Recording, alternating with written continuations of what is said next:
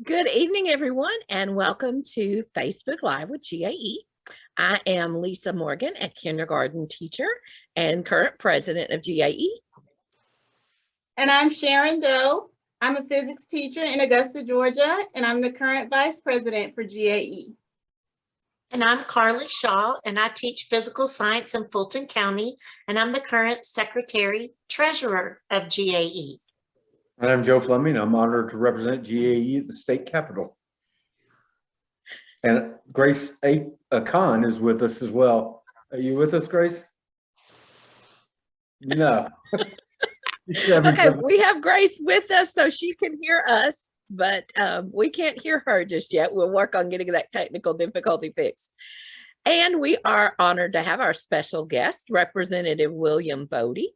Yes. Who is in his third term in the Georgia legislature. Representative Bodie, welcome to Facebook Live with GAE.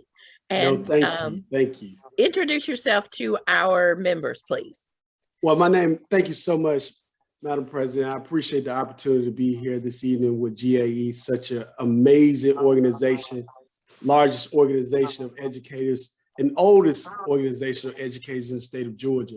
My name is State Representative William Bodie. I represent parts of Georgia House District 62 that is in Douglas County and South Fulton. I have served in the Georgia General Assembly now since 2016. I've served in various leadership positions, including the House Minority Whip for 2 years, or what we call the House Democratic Whip, which is the second ranking Democrat in the Georgia House of Representatives. I was born in Atlanta.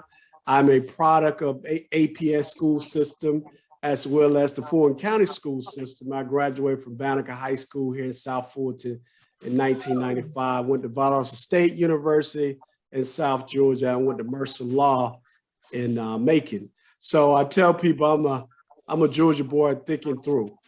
But it's just an honor to be here tonight. I'm serving in my last legislative session. I'm now currently running for Georgia Labor Commissioner on the ballot this May and on the ballot in the general election in November. So I'm just excited to be here. That is a statewide office, but we're gonna work these last legislative sessions to do the right thing and protect our education system and also protect our teachers and educators across the state. And our students. Yes, that's students, our students first. And Joe, it's been a week and we're only at Wednesday night. So it's, as we've said numerous times, and if you've heard us or read anything that we've written this session, it is a crazy session. And it's a session being governed by partisan playbooks for the election, frankly. And I'm sure Representative Bodie will have some comments on some of those bills. I thought tonight it'd be fun to start with a couple of good bills that moved today. And Lisa was at the Capitol today in the House Education Committee testifying on these bills. A bill passed out of committee that would create a pilot program for a new teacher evaluation system in which we as educators would have a voice in the creation of that program as a potential future alternative to the TEAC system. The bill also has a very good section that it eliminates consequences such as loss of certification if an educator receives a needs improvement evaluation. Needs improvement will still exist, but I think it's being treated much more constructively than in a punitive manner. And Lisa, you may want to comment on some of the parts of that bill that we liked and are glad to see move forward. Yeah. So, and a lot of educators don't realize this, but if on your summative evaluation, you receive needs development, we have 4. We can get exemplary, proficient, needs development, or ineffective. Now, as of today, if you receive ineffective or needs development twice in a 5-year period, you cannot renew your teaching certificate, period. So, yeah, Carly, yeah. So if you can't renew your teaching certificate, you can't teach. You also do not advance. That year does not count as if you get the needs development or ineffective. That year does not count as a year of creditable service for your placement on the salary schedule. So you taught that year, but you don't get credit for that year for salary schedule placement. Both of those adverse actions will be going away with this bill. So it is very good for educators. So that's one of the good bills that passed out of House Education Committee. Another creates a study committee on literacy. And thanks to Lisa and Grace, we were able to get into that study committee, which was not in the bill as it was drafted, a classroom educator. So someone who is actually in the field, on the job, dealing with literacy issues every day. It's kind of amazing that you would create a study committee on something like that and not include an educator, but we thankfully were able to get that into the study committee, so our voice will be heard there as well. There were two other bills that passed committee. All I can tell you about one of them is it deals with charter schools. Literally, they passed a bill 1215, House Bill 1215, that no member of the committee, except maybe the chairman and the sponsor, saw. They didn't see it, yet they voted it out of committee. And apparently there's some confusion. Two bills were accidentally merged together, but it'll be tomorrow till we have an analysis of that, but we'll be writing about that in our next legislative update for tomorrow. It's kind of a sad commentary on the legislative process in Georgia that a bill could pass that nobody really knows what's in it or know what it does. There were lots of apologies for it, but in the end, the majority decided to go ahead and pass the bill, even though nobody in the audience and most of the members on the committee had not seen the bill. The other bill that passed, and Representative Bodie, you were talking about this earlier, is a bill that Speaker Pro Tem Jan Jones started talking about last fall. It's introduced by Chris Irwin, who we consider a friend of education. He's a former teacher, former principal, former superintendent. He's a terrific asset on the committee.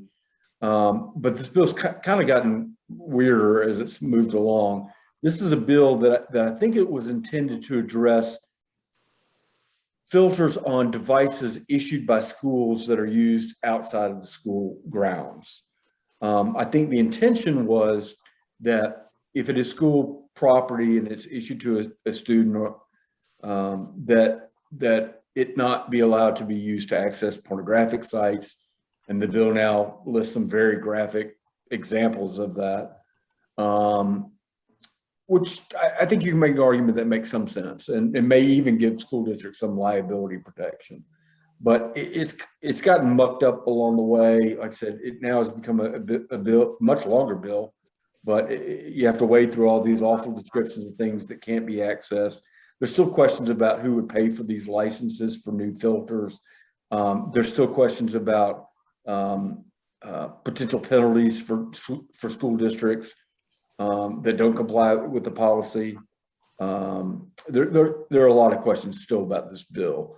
But Representative Bodie, I know you had some thoughts on that, but this is a bill that did pass out of committee and will be coming to the House floor, I imagine, pretty soon. Yeah.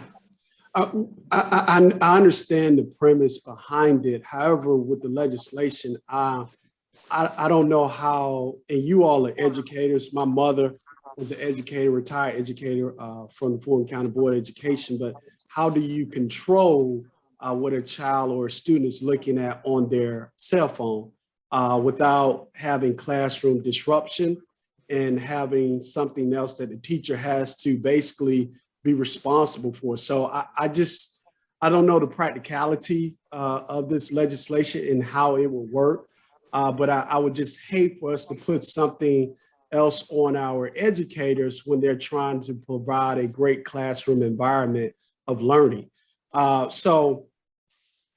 And I know the nuclear option is to take off cell phones, and I know no one wants to do that. because of safety reasons, parents want to have the opportunity to communicate with their child while at school during school hours. So I just don't know how it would work, to be honest with you. I think it was Representative Doreen Carter who asked a question about personal devices, and there are questions that I think the bill leaves unaddressed in that area as well. So I would argue that maybe the intentions are good, but the execution is not baked yet. But that also is heading to rules and very well could be on the House floor soon. And so that's among the things that happened today. I can continue, but I know we're here. Yeah, you can keep going, Joe. It was a lot. The day was a busy committee day. Yeah, it Was. Go ahead, Lisa. So let's talk about, I don't remember what day it was yet now. Maybe it was just yesterday. No, it was Monday. It was Monday that we had the Senate Education Committee meeting. So we've got multiple bills dealing with how we teach our history and how we teach an honest and accurate history. And I think it deals also not just with history, but we're going to see this bleed over into language arts and what books educators choose to use in the classroom. We're going to see it basically every class. So Representative Bodie, I know that you serve on the committee that is dealing with one of the book banning bills.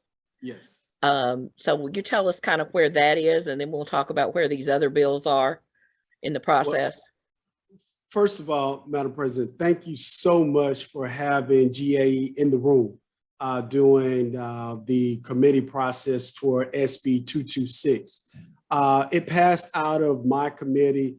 Pretty much the Democrats, the three that serve on committee with me, Representative Darshan Kendrick and Representative Joshua Clarn, we all voted no to the legislation. However, it passed out along party lines, and it's now in rules. Joe can probably tell us where it is or when it's going to actually make it to the floor. I have not heard.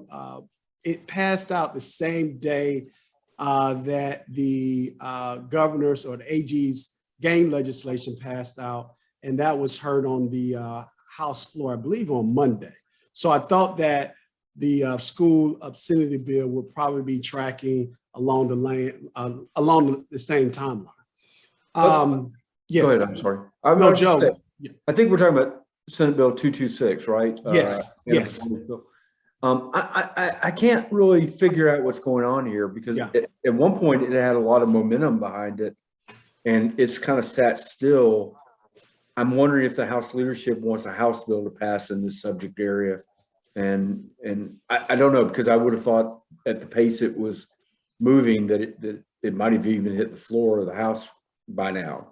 But you're right. This is among many bills in the broad and so-called name of parental rights that we're concerned about. Some of the bills that regulate speech on race also have kind of morphed into parental rights bills, complaint procedures and whatnot. But I thought that this bill in particular that you're talking about was moving, but it seemed to have slowed. Yes, it definitely has. And the big issue that my caucus has with the legislation, we understand that parents want to be involved in the process. However, right now, as it stands, the current law allows the Board of Education to make these decisions on what's obscene and what's not. And we feel like either the elected body needs to do that and not one principal or principal designee, because the principal at the end of the day is an employee of that particular Board of Education, of that particular county or independent school system. And so we don't want to put that type of pressure on a principal because that's just adding to another long list of duties and responsibilities that the school principal has. And then we don't want to make the principal's office like what we have seen with our board education chambers, where you're having these political disputes that can be very intense, come to the principal's office at the local schools themselves. And so I would feel better, and I've said this in committee, and that if we had a school governance board that is made up of the principal, parents, community advocates, teachers, to make the decision on what's obscene and what's not, and then maybe that decision can be appealed to the board of education. That's something we should look at. But right now, it's leaving the initial decision on the principal or his or her designee, and then the appeal actually goes to the full board of education. But Joe and Grace probably can attest as well. The chilling effect of the legislation is the last section of the legislation. Basically what said, if the board of education does not approve or does not grant the appeal, the material that's seen as obscene will go on the board of education's website for the next year. That is a tremendous chilling effect on the local board members who have to run for re-election. Let's just be honest. And so they're going to say in their minds, well, if I say that this appeal is not granted, and I say that this material is actually not obscene, it's going to be on the Board of Education website for a whole entire year. And I have to explain myself every time. If you just think about the logic of that, no judge that makes a decision or rules on whether an appeal is valid or not has their ruling posted on a public website for a whole entire year. You know, I mean, you could go look it up in the law. I mean, if you have Westlaw, if you have other, want to go to a law library, that's fine. But I just ask myself, why? Why is that even needed? And what I want to point out there, Carly, Sharon, I know in my school, I'm sure in your school as well, every year we have that session where the media specialist talks about copyright law and what we can use as fair use and what we can't.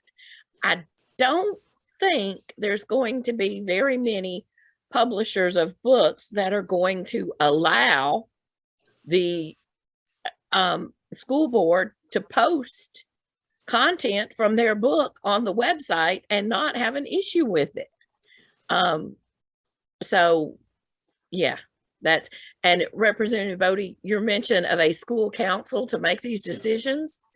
Once upon a time in public education, before 2008 and 2015, when we started this waiver system, each school had a school council.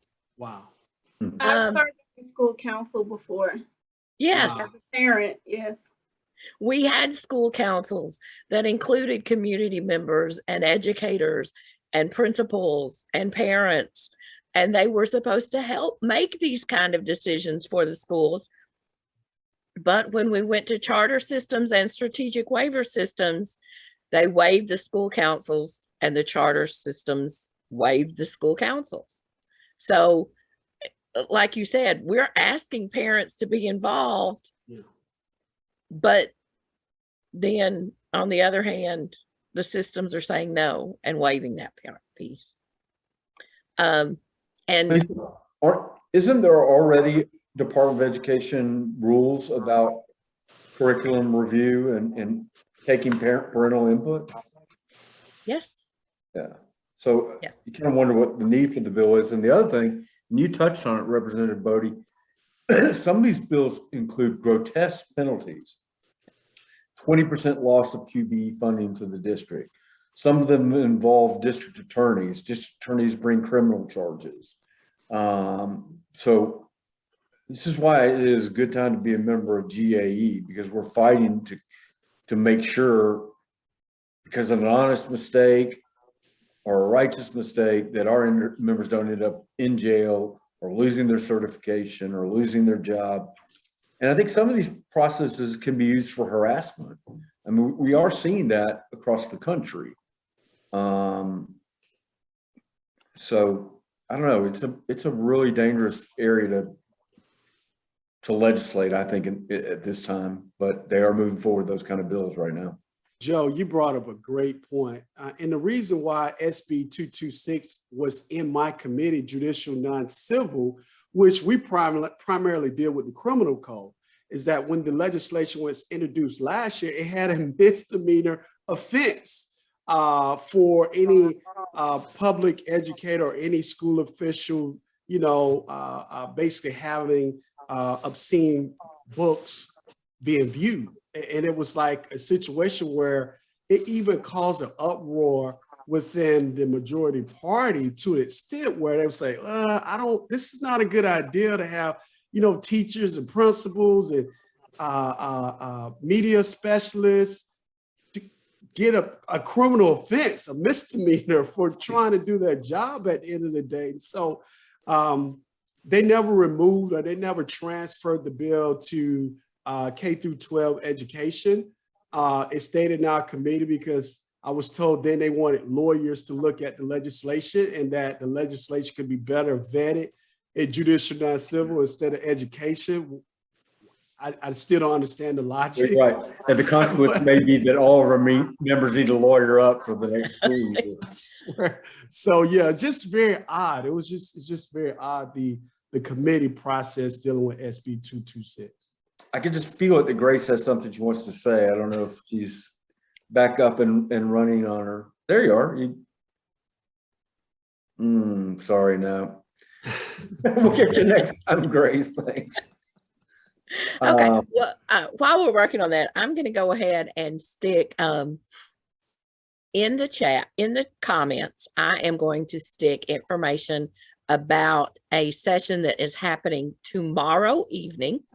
And it is with the Georgia Coalition for Public Education, one of our partners that we work with at GAE to advocate for public education. And they are doing a session tomorrow about House Bill 60 and House Bill 999, the voucher bills. So I put that if you would like to register and attend that session.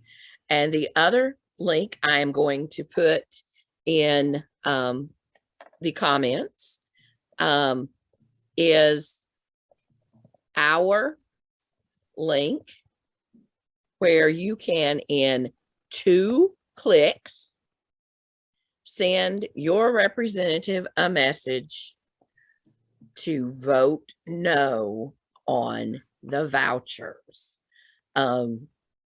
So again, House Bill 60, I think we talked about it a couple of weeks ago. It's an expansion of vouchers. It was voted out of the House Education Committee, and then House Bill 999 has been voted out of the subcommittee and is available for the committee. And so we want you to go ahead, send your emails to your representatives. Vouchers are not good taking public funds from our public schools. And I've said this before, it is our members who responded to the call to action to email and write and phone call their legislators that stopped HB 60 last year. And the bill is in rules. It's been there in rules for a little while. That tells me your grassroots involvement is making a difference, GAE members. If they had the votes for HB 60 right now, it'd be on the floor tomorrow. But because of y'all's insistence on communicating with your legislators, which is what we've asked, and telling them that we don't need more tax dollars going to private schools. If you're concerned about education, there's plenty that needs to be done to fund programs in public schools. But here we are giving away state tax dollars to pay for private school. It just doesn't make sense. So keep up your phone calls, emails, and other activity, and we'll be reissuing a call to action on that soon. Basically, the difference between HB 60 and 999 really goes to the extreme that any student in Georgia, regardless of family income, regardless of socioeconomic status, regardless of anything. I mean, it's almost universal in its approach, and it would give $6,000 to every kid to pay for their private school education from your tax dollars and your neighbor's tax dollars. I don't think that's right. And I don't believe our members think that's right either. So that issue is still very much alive. I did want to share one more piece of good news also. And I think Representative Bodie voted for it, but the House passed the state budget for a mid-year adjustment to this year's budget. And there's a lot of good stuff in there. And we appreciate the governor and making sure some of these things are in there. This is the budget, this year's budget, where we will see bonuses for full-time employees, ESPs and teachers, and part-time employees, $2,000, $1,000 each. The bill, when it was introduced, the big budget bill for this year changes, included specifically bus drivers, cafeteria workers, school nurses. It did not include custodians. I don't know if that was an oversight or I'm not sure how that happened, but if there's a group that deserves it, it certainly is our custodial team. And GAE took the initiative and spoke with many of the members on the appropriations committee. And the good news is they found $8.5 million to make sure our custodians get a bonus this year. That's great. Yeah. So that's in Senate appropriations right now. I'm not anticipating any problems, but we will be reminding them that all of the bonuses here are important. The other thing that this year's budget does, it initially cut public education funding by $400 million when it was first introduced.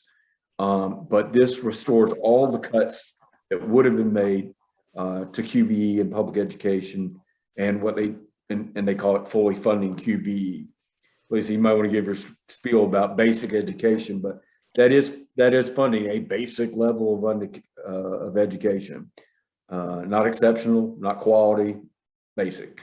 But it's only been done twice in the last 20 years. So it is noteworthy that we are funding that this year as well. So Representative Bodie, I'm going to ask you to kind of help me do this next link that I'm going to stick in the comments, because I want you to tell our members how important it is that they do this with us. Next Thursday, February 24th, is our annual GAE Day at the Capitol. Yes. And that's when we ask our members to take the day and come to the Capitol. We'll have some speakers, and then we're going to bring them over to the third floor and try to hook them up with their legislator. Can you tell our members why that is so important? It's really important. I mean, when you have a well-respected organization like GAE on the House floor, it hits. It's like the teachers are here today. The teachers are here, and so everyone knows, okay, the teachers are here. So you want to go connect with your teachers from your local House district or your Senate district, and you want to get pictures with your teachers. I mean, it's very important. And so we have a couple of big days at the Capitol. I'm really glad that GAE is coming back. We used to love having GAE and the teachers come down pre-COVID. So having the educators come back to the Capitol is special for me. Again, my mom is watching Gloria Bodie, who is a former educator. And so educators are very near and dear to my heart. So I'm looking forward to GAE Day at the Capitol. And I know Grace and Joe is going to always make sure our legislators know that it's going to be GAE Day at the Capitol as well. We used to work the ropes, but that's much more difficult in the House, especially. So, but little easier over in the Senate, but a little bit more, you're right, over in the House. Yep. And I can honestly say, pre-COVID, if you got a slip from one of the pages saying one of your teachers was on the rope, you would stop everything you're doing on the floor to go get to the ropes to talk to that teacher. So that's how important GAE and the educators are viewed at the Gold Dome. Yep. So I put the link in the comments. If you are not already registered, please register, and we will be sending you more information. We will be doing this in a safe manner. We have some gifts for you when you arrive, and one of those gifts will be an appropriate mask.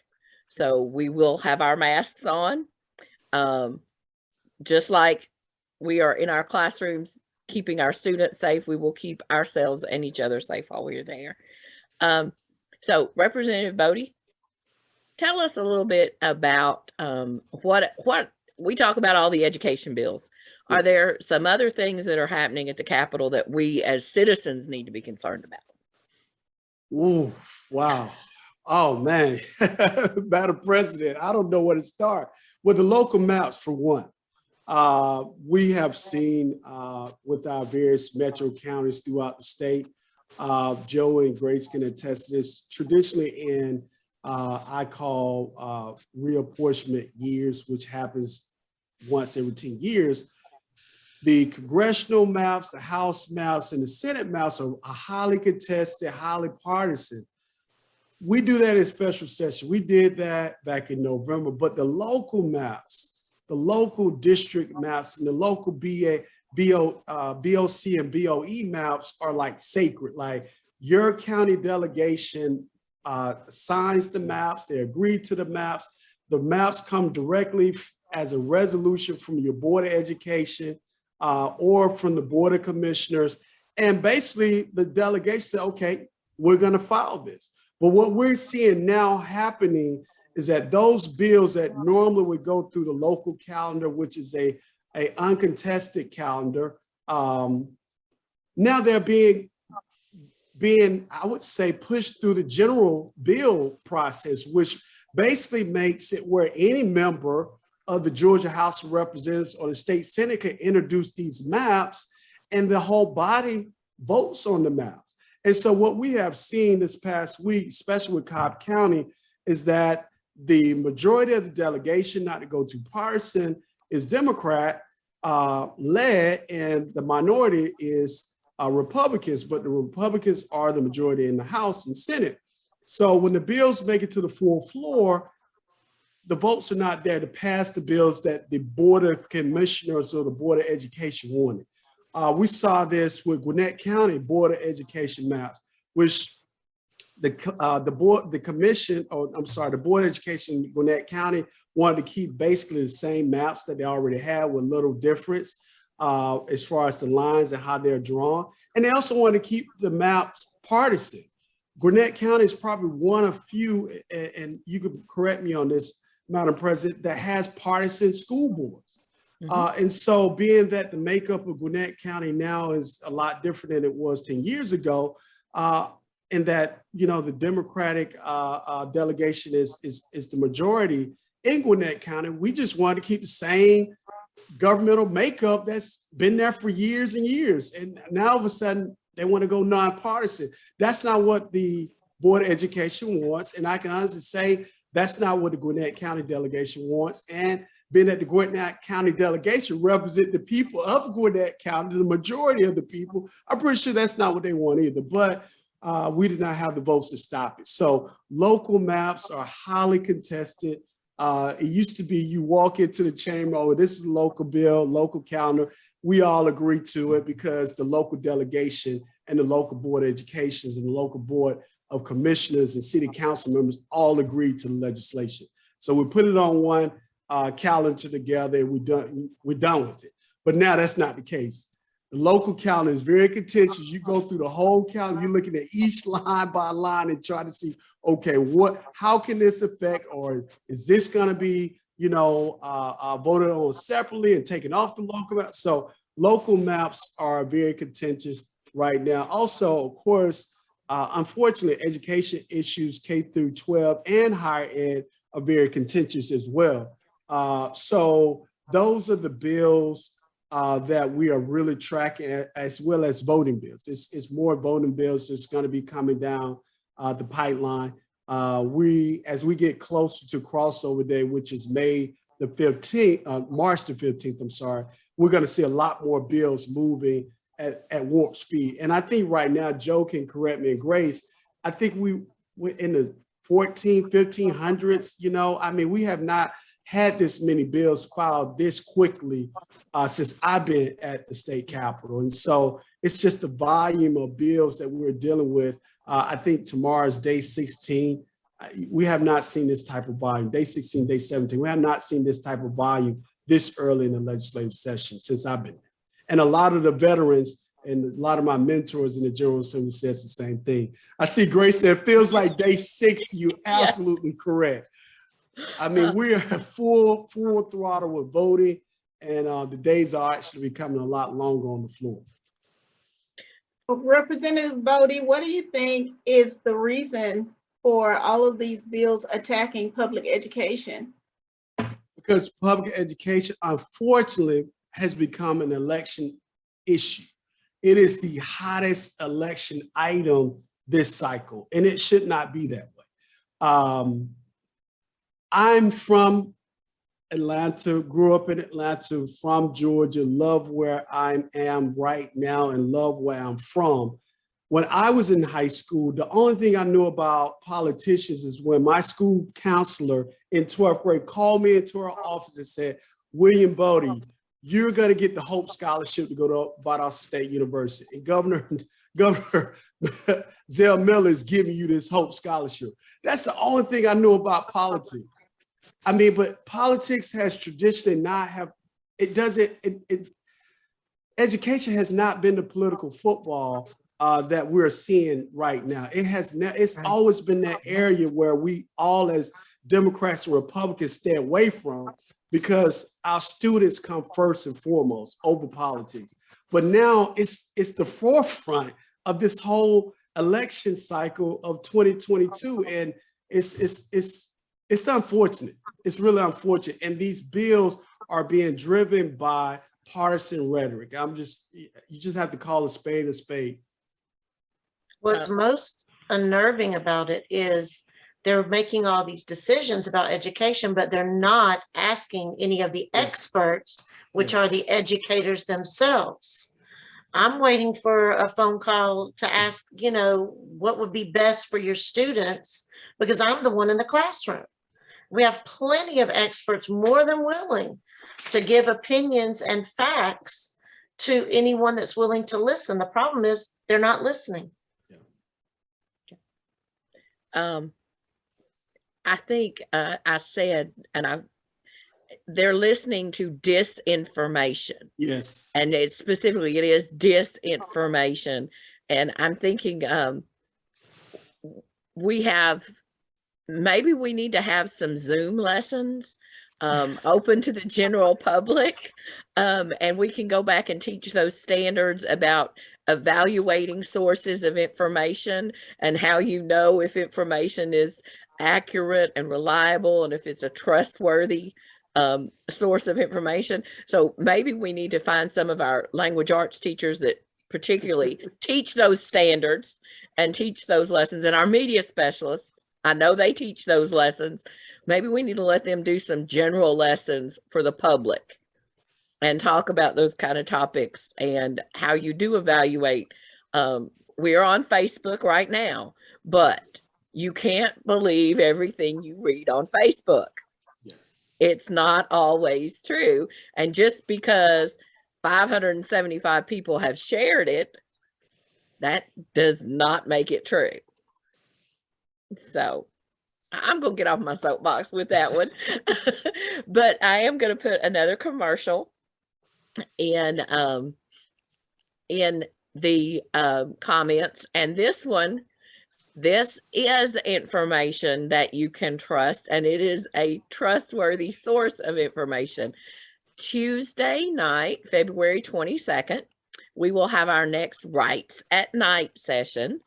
And this session is about teacher contracts. Every year, it seems like our systems issue contracts earlier and earlier. Please tell me they're not out yet, Carly. You haven't gotten it yet, have you? I'm waiting for mine to be emailed. Okay, so you'll have your 10 days, so you'll have time to attend the session Tuesday night. Mike McGonigal, our general counsel, will be leading this session and talking to us about our rights with our contract and what we need to do and the things we need to make sure we are aware of when we sign that contract. So, and I think Representative Bodie, you will tell us, number one, read the contract, right? Read the contract, the Read fine the print and contract. all. Yes, definitely. So, and then I'm just going to finish out our commercials. We have one more commercial, and that is August 9th will be our next legislative contact team work session. And again, that night we will be giving you a full legislative update, much like we do on Facebook Live on the first and third Wednesdays. But that night we will also be asking you wherever we are with these bills, we will be asking you to contact your representatives or your senators about some of these bills that we talked about tonight that are good for public education and those bills that we know are bad for public education. What was that date again? March 9th. March 9th. I thought you said August 9th. I was thinking might be a little late. Well, I may have said August, but no, it's March 9th. So Okay. it's kind of like we're going to be with our members every week because we're here tonight for Facebook Live. Next Thursday is our day at the Capitol. March 2nd will be Facebook Live again. And then March 9th, we'll do the legislative contact team. So our members have no reason that they cannot be up to date and informed about what's happening at the legislature. I have a question for you, Representative Bodie. Yes. I like to ask this question of our guests, and I'm just curious, what is it that led you to become involved in politics, other than, of course, that Hope Scholarship from Zell Miller? What is your why? Why have you been drawn to politics, and what led you there? So that's a great question. Back in 2016, March of 2016, I was actually out of town, and Madam President, I was on Facebook, and my dear friend, Representative LaDon Blackie Jones, that was representing House District 62 at the time, basically announced on Facebook that she wasn't running for election. And I was like, wow, I have always been wanting to get into public service because I feel like I have a servant heart. And, watching my grandmother who, used to go with her church ministry when she was the president of the women's ministry at Antioch Baptist Church North, and participate every Thursday at the Atlanta Community Food Bank in outreach and giving back. And my grandfather on my dad's side, who was a World War II veteran, and him being a part of VFW and going to the VA hospital in Decatur and being the bingo boy for the soldiers and the settlers. I just grew up seeing it, and I was like, well, I have been involved in a lot of great organizations, Let Us Make Man, and a lot of mentoring organizations and a lot of civic organizations. So I was like, this is my opportunity to serve on an even higher level in government, at the same time still giving back to my community as well. So my why was I can use my law degree to pass progressive legislation and fight against oppressive legislation, but also I could give back to my community and be a voice for my community at the same time. So it just kind of filled all my wants and desires in being a public servant. That's a fantastic answer. Thank you so much for sharing. No, thank you for the question. And thank you for working in the Fulton County school system. I heard you say that earlier. I was like, my mom, again, she's watching, and being that I came through and graduated from Fulton County Public Schools, I mess with one of my dear constituents all the time, former school board member Lisa Bryant. She actually gave me my high school diploma back in 1995. And then when I was elected to the General Assembly, we worked together because she was still the she was actually the president of Fulton County School Board at the time. And so that was kind of the running joke that I used to mess with her about all the time. But she's a fabulous educator, and a fabulous administrator and elected official in her own right. But I thank you all, everyone on this call, for what you do day in and day out. I know the pandemic has not been easy, and you guys have been dealing with the needs of students, your own needs, and also what's going on as far as on the political landscape as well. So thank you all for all that you do. It does feel like we went from superheroes throughout the pandemic to super zeros based on all the things that they're bringing up forward in the legislature this year. It's a little disappointing, but we're going to make it through, and we're going to have GAE standing beside all of our educators, our education support professionals, and doing what we can do to help all those that are our members, especially our students, because that's why we do what we do. Yes. That's a good point, Carl. And all of these bills that we've talked about, whether they deal with racism, whether they deal with parental complaints, they only apply to public schools. They don't apply to private schools that receive state money. Every one of these is after public education. In some cases, according to the sponsor, this bill is so important it has to pass, but it's not so important it has to apply to everyone. And generally, when you pass, for example, anti-discrimination bills, they apply to everything, but not these. They're just zeroed in on public education. And you would think at least publicly funded private schools should also be affected by these. I had one more question, if there's time, Lisa, to ask. Go ahead. Representative, I know there are a lot of bills from both perspectives, Democrats and Republicans, on election laws. Doreen Carter has one, for example, that I really like, that would allow you to vote in any precinct in the county in which you're registered. Then you've got some Republican bills that do away with the voting drop boxes. Do you think any election bill changes will be made this session? Definitely. I think the drop box bill is being pushed very, very strongly in the Senate by the Senate pro tem, who's actually running for a statewide office. So I hope it does not, because absentee ballot boxes are critical to the process for our seniors, for our for our citizens that can't get to a voting precinct.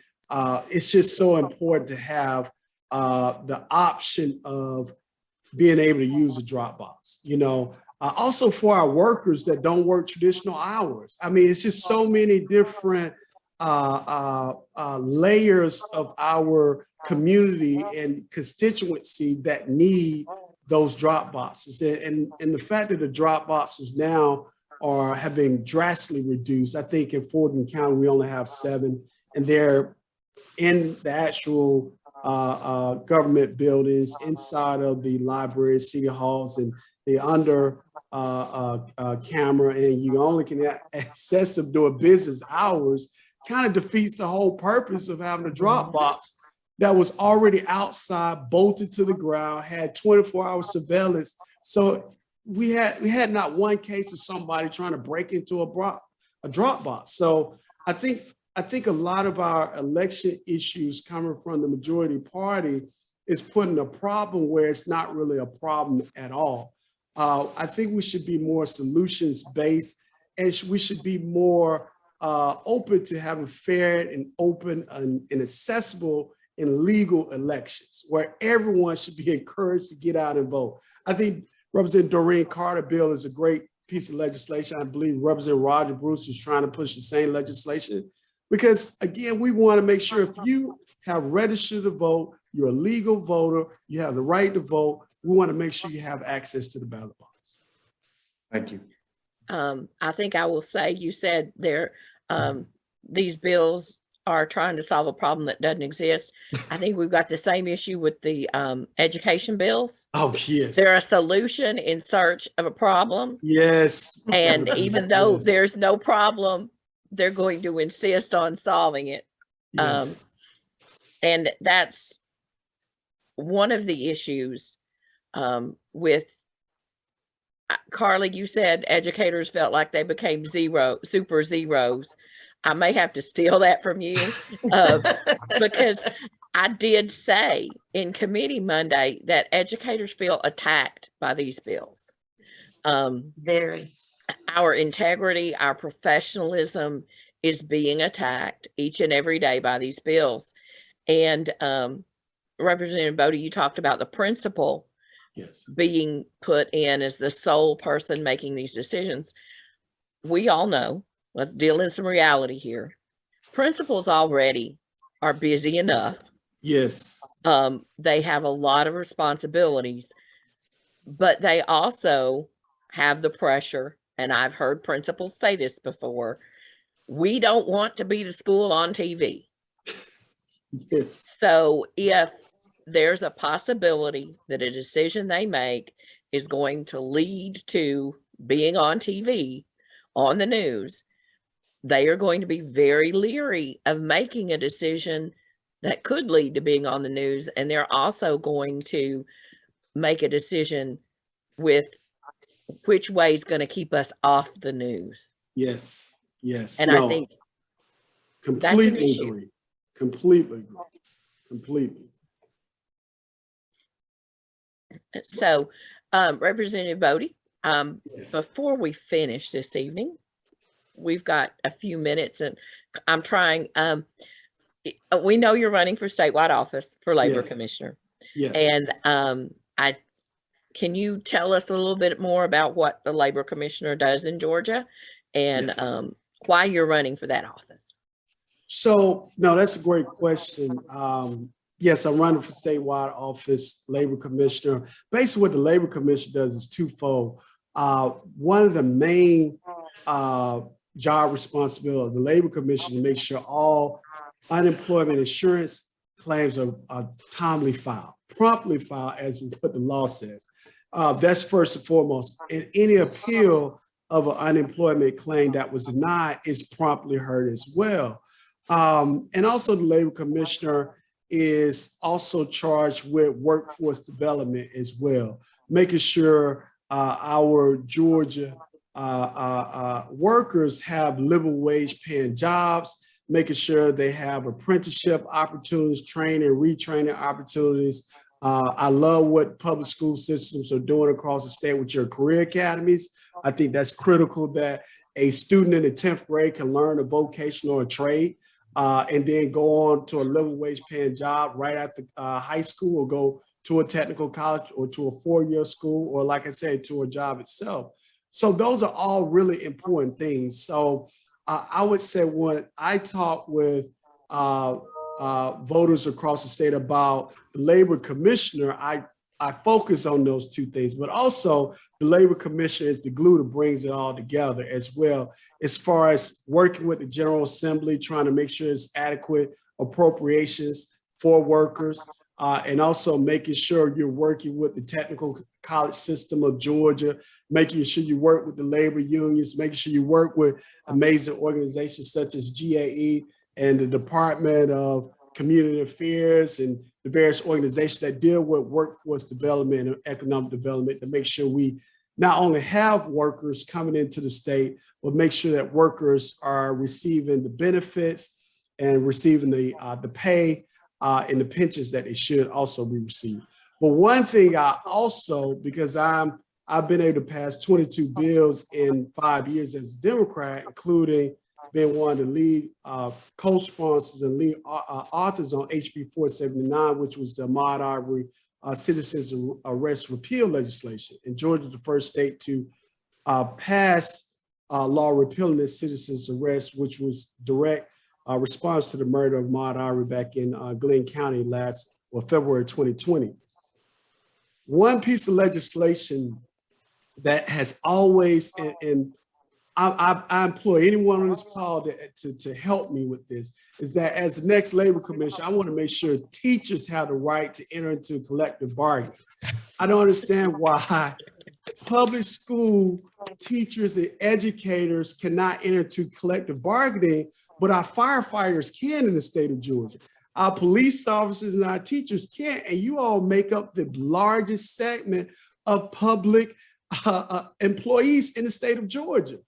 And so it just baffles me that when I was listening to you talking about the contracts, I remember my mom always waiting on that contract in the mail so she could review, and then she go sit down with her principal. And, you know, I'm like, why does GAE not be able to be involved in that process so we can make sure all of the benefits are there? So that's one thing I'm gonna fight for. I want to make sure that our teachers can enter into collective bargaining and our police officers along with our firefighters. So that's one of my big legislative initiatives that I'm going to fight for once I become the next Georgia Labor Commissioner. Thank you. That's definitely something we would enjoy. And it's Black History Month, and we all know that. Yes. But since you're running for Labor Commissioner, let's have a Black History moment. Yes. The first African-American elected statewide Yes. was Michael Thurmond, who was Yes. elected as Labor Commissioner. Absolutely. And then he became my superintendent in DeKalb County Schools. Yes, he did. So Representative Bodie, if you are elected Labor Commissioner, are you going to follow that up as a school superintendent? Well, I don't think I could be as well as my dear friend CEO Michael Thurmond, who's now, of course, CEO of DeKalb County. He has, anywhere he's been able to change the environment of that organization for the better. He did it with the labor department. He did it with DFACS. He did it with as interim superintendent with the DeKalb County Public Schools. He's done it with the DeKalb County Board of Commissioners. I mean, he's an amazing statesman. He's an amazing mentor for me. And he's just an amazing administrator and leader. So yeah, if I can walk in those shoes, I definitely have, if I could do what he did with the Georgia Department of Labor and how he took Georgia Department of Labor from a pen and pad operation to a digital format, and how he was able to expand the career centers across the state. No, he's just amazing. So yeah, hopefully I can follow in that Black History fact for today. Yes. So we have just a couple of moments left. Yes. So we want to thank you, Representative Bodie, for being with us this evening. Yes. Want to remind everyone that we will be back for our next Facebook Live on March 2nd. And we want you next week. I'm going to say it again and again and again and again.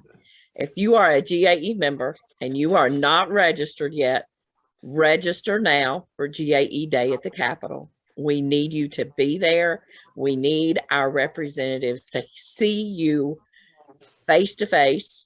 We will be masked, and to hear your story, because I'm telling them what's happening in our classrooms, but you're there every day, and we really need you there to get that message across.